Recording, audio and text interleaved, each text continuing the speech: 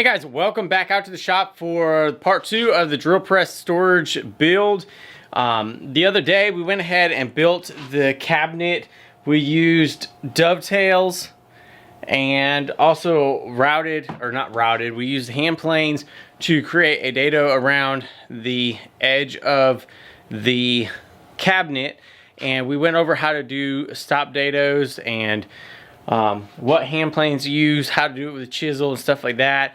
And over the past couple days I went ahead and threw some stain on just the outside perimeter of the cabinet.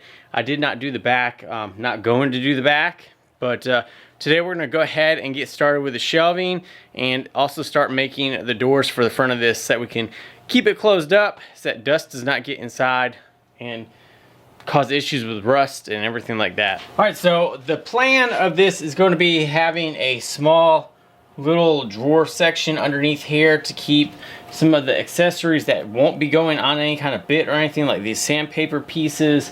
And then we're going to have some shelves up top, and we need to make a couple. I'm going to start with just 3 of them right now, and we're going to make those at 22.5 inches wide or in length. And then we're gonna go ahead and get them cut so we can put the bits inside of them. So my shop is not wide enough to slide this 10-foot 2x4 through to where I can get 22.5 inch cuts. So I've got my first cut I'm gonna be making at 45 3/16 inches, and that should give me the kerf of the blade and also 2 pieces of the 22.5.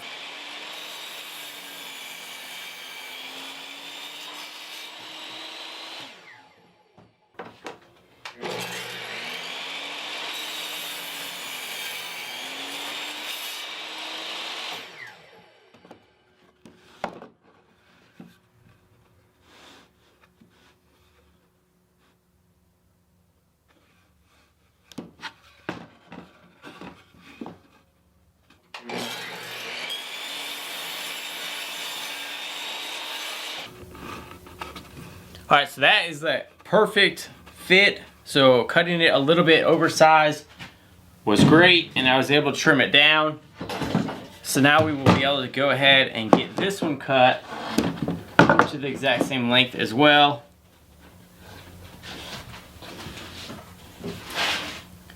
And I'm marking on this side, and we want to actually get the saw line cut right there to get the exact fit.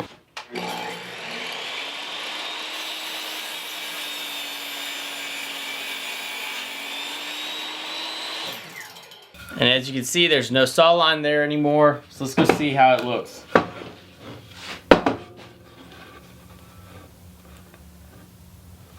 Alright, all 3 of these are the exact same size.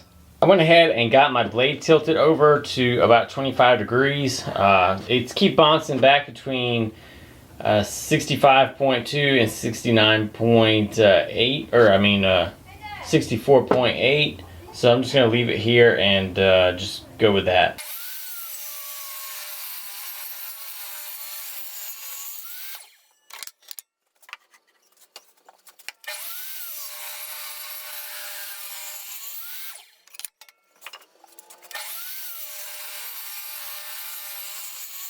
With all 3 of my new shelves cut to have the bevel on them, I'm going to go ahead and get the bottom shelf created first so I know where my drawer is going to go, and then I'm going to start building off of that. That way if I need to or want to add one more shelf on the top for drill bits, I can. So I'm going to go ahead and get a piece cut right here for this, and we're going to make it whatever depth that is. I can't remember now because it was 5, so now we'll do 4.5 inches by the 22.5. And we'll get that put in. I've said a couple times now that I don't really have plans for this, and I went ahead and cut out my one shelf, which is right here, and I made it just a tad bit smaller because the other pieces are fairly tight. And I started looking at doing a drawer already, and I cut a 4.5 inch piece, which was the extra, and it looks like it's way too tall, especially with this 3/4 inch plywood. So I'm going to go ahead and rip this down in half, and then I have some extra left over that I'll rip in half, and these will be for the sides, and I'll have a shallow drawer, and this will make the shelf even lower. So to get the 4.5 inch board ripped in half, here's a little tech tip. You cannot put your measurement at 2 1/4 and expect it to get 4.5 on each side. So you always have to account for your blade, and that's about 1/8 of an inch wide with the cutting edge. So I'm actually cutting at 2 3/16 to get my equal measurement. And as you can see, this is going to be for the sides. These are ripped in half, and it is just about perfect. It's a hair off, but you know, that's probably just the measurement on the table saw. So always remember, you have to account for the blade whenever you're doing ripping something that you thought was perfect, and you got to rip it in half. You always got to account for the blade. So to make the drawer and all of the sides, the joinery that we're going to do for this, we're going to do it very simple and just create 4 rabbets and then attach the sides to them. So the way I'm doing this, I'm going to have to use a stop block. I'm just going to make repetitive cuts over this table saw. To get my stop block set up, all I did was take a piece that we're using for the side and just lay it up here, and then whatever my saw curve cuts, that's where I'm going to put the stop block flush on this side. And for the depth of my rabbet, I've just went ahead and pretty much made it about halfway the distance on my board for my cut.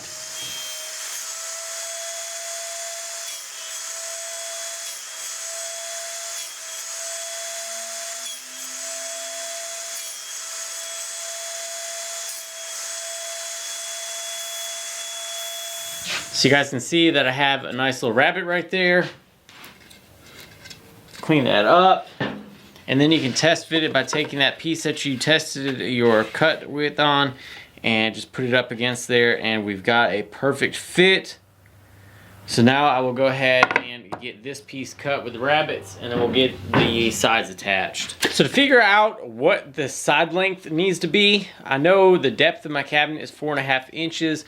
So I've just faced my 2 pieces together. Now I can check the width of those 2 pieces right here, and that is 5/8 inches thick. So now I know that I have to go from my 4.5 and subtract the 5/8, which will be 3 7/8 for the width of my boards.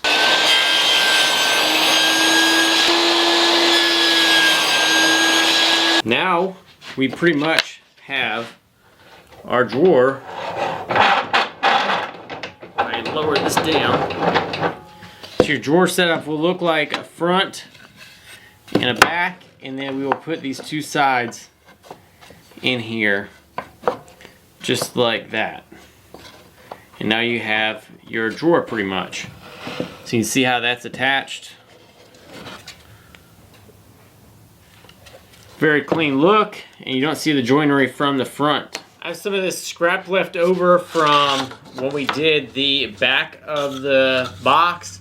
And so we're gonna rip this down to 4.5 inches and then cut it to length. I wanted a little pull area for removing the drawer, so I'm gonna try to see if I can get a good clean cut with this Forstner bit right here, and let's see what happens.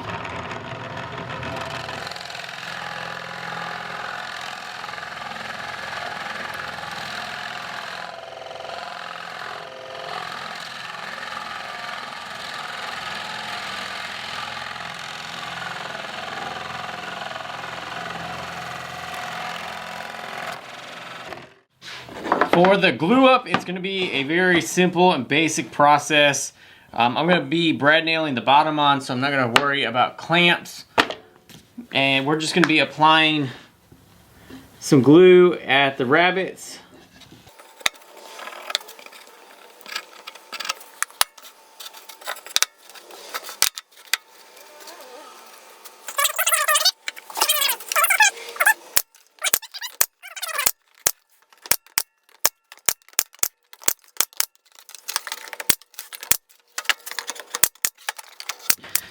And then we have our drawer for the pull area. This is what the section is going to look like.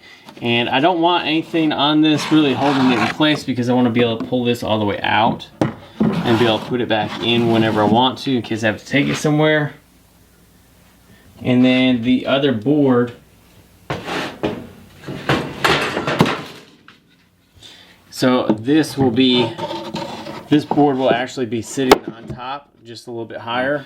This still needs to be attached, and then I have the shelves for the drill press, or the actual drill, the drill bits. And here's one of the boards. This is going to be sitting in here like this, and these are all going to be set at a little angle so that they face out. And so what I've got going on right now is I've laid up one of my boards up here, and these are all the bits for that specific shelf. And so what I'll end up doing is laying this down. I have already gotten this marked on this side. And what I'll do is just lay it down like that and take a punch and just pop the marking holes in there, and then I'll be able to take it to the drill press and drill all the holes. And when you cut the angle off of the top for the shelf, you want to take that angle piece and put it here on the bottom, and you can see I've screwed it in on the bottom.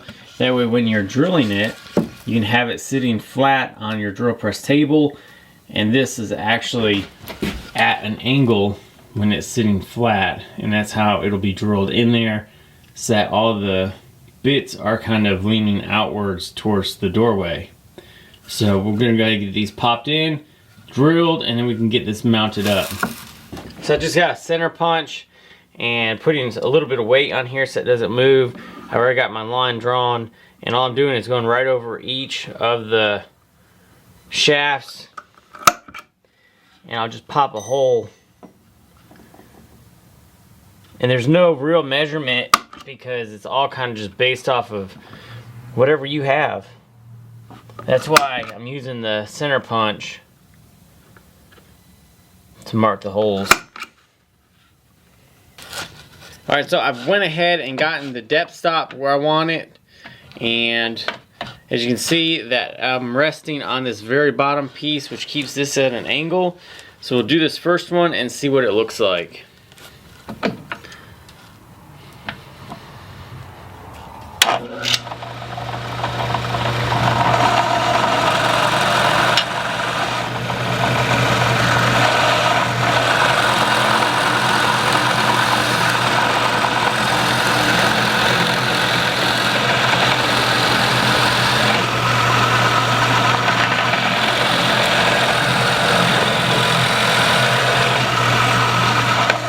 So I went ahead and just placed this in here. It still has that piece on the bottom. This is up against the back, and you can see that the drill bit is at a good angle, and it's not even sticking out of the cabinet. So I'll be able to have those doors nice and flush. I like it. It looks good. I have some shelf room right here that I can put little storage things, the chuck key, stuff like that. Here's that drawer I was telling you guys about. I still need to screw that shelf in. But so I've got a couple more of these. Got to drill all these holes right here. And then I think it's working out exactly like I want. Then I can move on to the Forstner bit shelf.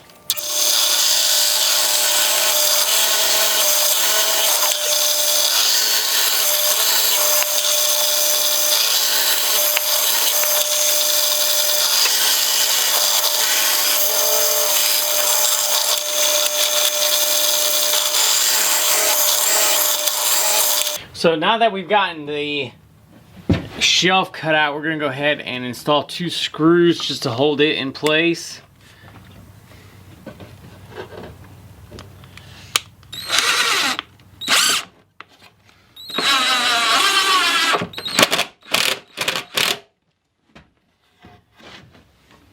And I'm going to try to keep all of these in line all the way up in the back. That way it looks somewhat symmetrical.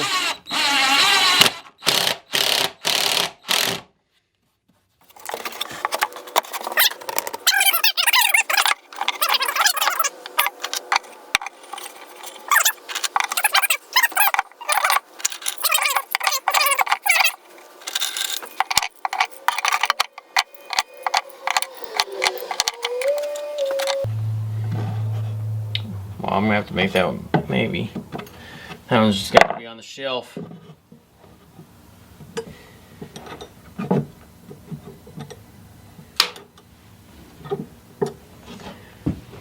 And that's it. That is for the auger bits right there. And then I'll be able to take the next shelf, and instead of making it like in the middle, I'll be able to kind of tuck it. I'll have to work it back in there, but I'll be able to tuck it a little bit further down in there. I'll probably be able to put it like right in here, and then put the next one up a little bit more, and then I'll have lots of room in the top, even if I want to do something else, or if I have to do another shelf. So I'm gonna work on getting the rest of these in. Got to make a shelf for the Forstner bits, and then one for regular drill press bits, or just regular drill bits. I wanted to show you guys how I got my spacing for the Forstner bits, and as you can see, what I've done is just plugged them right into the wood. I have one line drawn just like before, and then I put these all side by side and pushed them into the wood, and that's how I got my spacing for this. The shank, or I think you call that the shank, is the exact same on all these, so I'll be able to get just whatever size it is. I think maybe a 1/2 inch looks close, and I'll just be able to drill a hole in all of these dots. And then for some of my smaller ones, like my 1/4 inch, I actually doubled it up for the first 3 sets, because I have 2 sets that have some that are exact same. So I doubled these up to save room, and then as you can see, this 2 1/8 inch bit right here is my biggest one, and it just barely made it on the shelf. So that's good. You can see it overhangs a little bit, but that's okay because it's actually going to be going into the wood and leaning out, so it's not going to hit the back of the cabinet. So we got to get all these drilled, and then we'll be able to install the next shelf. So here is shelf number 2 installed. We got all of our Forstner bits in there, and you can see that they fit perfect. I mean, I couldn't ask for a better fit. And I got all of them. I have one extra space. I have one bit that is floating around here somewhere, and I don't know where it's at. It's going to be another duplicate, but yeah, I got room for, and it's a smaller one, so I got room for one more over here, but these are all screwed in as well. And then down here I got room for a couple extras if I need any. I have a few of these bits right here that I could put in that are just kind of oddball things. So, and then we got this. This doesn't fit in a hole though, unfortunately. So that'll go right there on the shelf. And then we got the drawer. You could probably do something different, make it slide in and out a little bit easier, but I put some shavings under here off a piece of cherry and then waxed this so that it slides in and out a little bit easier. So that's where all the sandpaper stuff is going to be going for it. So it's coming along nicely. So I am working on the actual just drill bits, and I just decided to go ahead and freehand drill these. And I'm going to be making 2 rows at least for the smaller ones. And what I'm doing is drilling one size larger. And this is not going to be looking perfect. I don't have any lines or anything on this. I'm just going. So right now I just drilled an 11/64 hole. It's actually for a 5/32 drill bit, which is just one size smaller. And after I drill the hole, I come back with a wood burner, and I try to write as neat as possible what that bit is. So as you can see, I'm trying to get them all wrote. That way I don't lose track of what I'm doing, and then whenever I have it up, I know exactly what I need to grab. I'll probably go back and do this with the Forstner bits eventually, but those I can pull out and they're very visible as to what size they are. Where these drill bits, they get rounded off and stuff like that, so you kind of lose track of what size they are. So I went ahead and got the other shelf put in, and I've got all the markings done all the way up to 1/2 inch. I don't have any other bits that were included in this little set right here other than up to 1/2 inch. So that's why I went to the 1/2 inch, but I do have other bits. I may include those in here, I may not, I'm not sure. But the nice thing about doing the shelves that are just screwed in on like the sides is that if I need to, I can take them out and make adjustments. I can add holes, or I can't really, well, I guess you could take them away by putting in a dowel, but no real point. You would just pretty much take out the whole entire thing and cut a new one. But it's coming along nice. I like it so far. I think that I may put another shelf up here, because even with this 1/2 inch bit, when I take it out, I only need it to be right there. So, and there we have it with the shelf installed. So you got the 1/2 inch bit. It does bump as you bring it out, but if you rock it back out, it's just fine. So I mean, that's not an issue. And then the 7/16 comes out with no problems. And I mean, yeah, I really do like this. I think this has turned out really good. I like the design of it, and I have all my extra bits, all my doubled ones that I got from that one package. Those are all in there as well. And then you guys can see I get to throw away a couple boxes. This is just for like my hand drill bits. So I'll leave these in a case, just because you need to have a case of just drill bits set. If you have to go somewhere, you can just pick up your case and just leave.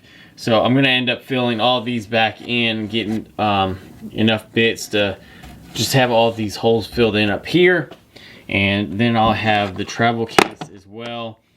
There we go, guys. It is done. It is mounted up. I used a car jack support to kind of hold it up in place while I screwed it in some studs. And I like it. It looks pretty good. Like I said, I can still put doors on it because I will just hinge them anyway. So if I decide that I want doors, that'll be a very simple addition. But I would need to be pulling the drill press out because it's very close to that. But I like how everything that I would use for the drill press is right there now. I've got some auger bits, which I just needed a place to store those anyway. Then I have Forstner bits and just regular drill bits. And then the shelf, I'm really happy I installed that because it's just another place to store crap. So, but, and I can put belts up there for the drill press, something like that. Or just take some shavings and put them in there. I don't know. But I don't like wasting space, and that was definitely a good use. And then I even left room on the side of the drill press cabinet and my hand plane shelf so that I could put these really long clamps that I have. So those fit perfect, and that was done on purpose as well. So there's always a reason to do things. It fits perfect in between the router table and everything else. So I don't like wasting space. And even underneath is where I start putting some of my hand tool jigs. So these all will fit just underneath. You got the different pieces, the bird's mouth, all sorts of different things. So that's where all these go. You guys recognize that jig right there. That's the tenon jig that we made a couple weeks ago. So this is where I try to keep all my hand tool and little table saw jigs. Yep. I'm really happy with how it turned out. I wouldn't really change anything. Maybe make it a little bit neater, figure out a better way to drill all the holes for everything. But the difference with those is that everything is different widths, so it's hard to get like a consistent pattern. I guess you could draw something up on SketchUp or something like that, but I don't do SketchUp. This is all just doing it, just whipping it together. So thanks guys for watching. Hope you guys enjoyed the video. I'll leave a link in like the screen to where you guys can see the first build of how to do the dovetail part. Thank you guys for watching. If you guys are new, hit that subscribe button, and as always, appreciate you guys watching. Hit that thumbs up button, and we'll see you guys on the next video.